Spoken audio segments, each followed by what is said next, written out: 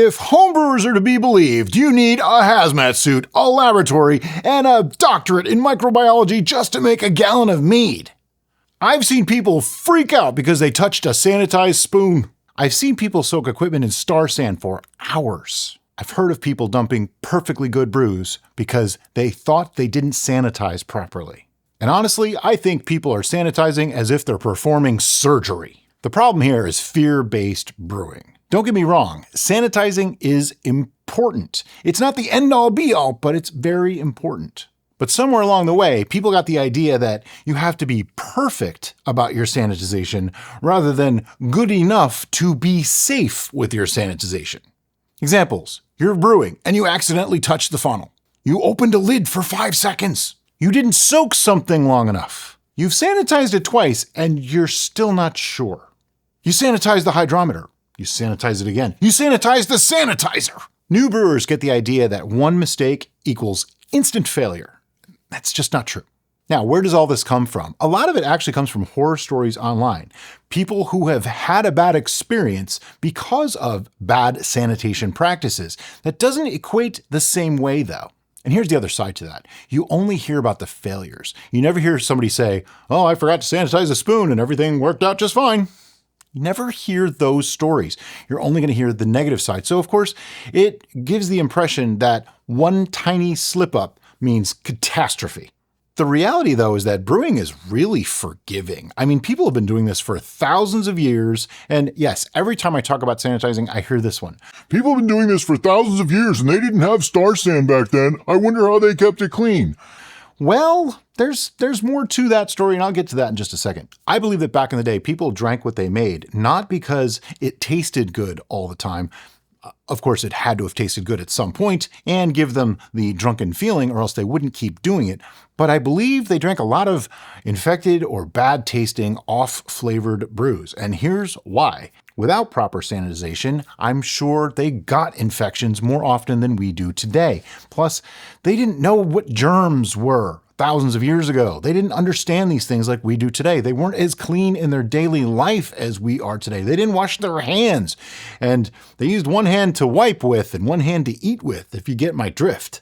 So if they used both hands to brew with, well, guess what? They were making some serious soup there. But even still, the fermentation will still occur, and in most cases, it's not even harmful. You might just get a wild yeast infection or, Brettanomyces infection or something like that make it taste a little sour, maybe taste a little earthy, a little funky, but they're not harmful. The dangerous stuff is actually from mold, and that's not usually caused by sanitation. It's actually caused by oxygen getting in and touching things that should be under the liquid. The thing is, cleaning is actually more important than people realize. And we get asked this all the time. How do you prepare to sanitize? Well, literally, if you can wash dishes, meaning use soap and water and hot water from your sink, you can sanitize things really, really well, because that's how we clean all of our stuff. We wash them just like they were dishes. Soap and water, dishwasher detergent, that sort of thing.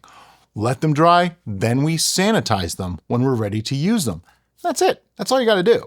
But you have to remember, if you have a dirty bucket and you sanitize it, it's probably still risky. But if you have a clean bucket plus sanitizer, it's much better. Because at the end of the day, you can't sanitize dirt. All sanitizing does is it reduces risk. You can't eliminate it completely, and it works the other way too. Not sanitizing and not cleaning does not guarantee that something bad's going to happen either. But you want to reduce the risk. That's all this is about. A viewer said this to me recently, and I've adopted it as our new thing. If you are clean, meaning you wash all your equipment, you wash your hands, you wash your surface, you keep your towels and everything like that clean, you're 90% of the way there. You're 90% guaranteed that you're not going to have a problem, okay? Sanitizing is that extra 9.99999%. There's always a chance. It's never non-zero of a chance of some sort of an infection. But sanitizing gets you so close as to almost not be a problem. In all of our years of doing this, we've never had a problem. And, we get criticized. We're not the cleanest people. We're not the best at sanitizing.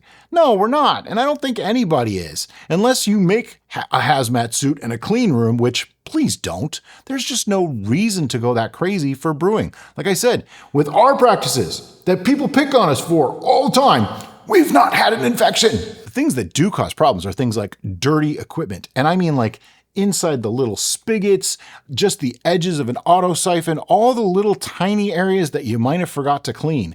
That's what's really the things you want to be careful of. Make sure your stuff is clean. I can't say that enough times. Clean is what's important here. Mold, I'm going to say it again. Mold is really your enemy when it comes to brewing. If you get mold on a thing, you want to dump whatever you made, because mold can be very dangerous. It can drop, I forget the technical term, but it does drop things into the brew. It's not like if you get mold on bread or mold in cheese that you can kind of cut off, even though I find that kind of gross too.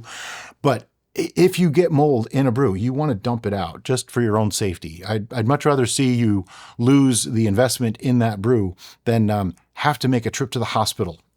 Things that don't cause a problem are opening the lid to take a reading and looking in there for a few seconds, accidentally touching the outside of a spoon. And here's a big one, leaving sanitizer foam. If you're using Star San and things like that, it doesn't hurt the yeast. The very, very minute amount of sanitizer residue that's left is not harmful at all to you or to your brew.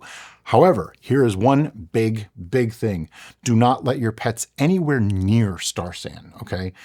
Unfortunately, we know of a few people who have lost their pets because they saw a big tub of water and jumped in and started drinking or whatever, and, well, they died. I mean, it's lethal to them. So please don't do that. Don't leave it out. That's one big reason why I don't like to do the Star San in a bucket and leave it for a month and then use it as it goes. We make a new batch for every brew day.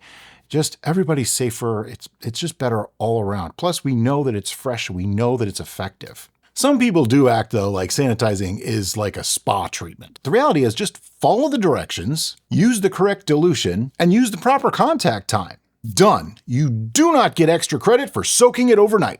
Basically, don't let sanitation become a superstition where you worry about every little piece, every little tiny thing that possibly could have gone wrong. And above all, even if you think you may have not sanitized properly, let the brew go. Don't just dump it out, because even with no sanitation and no cleaning of any kind, there's still a chance that nothing will happen.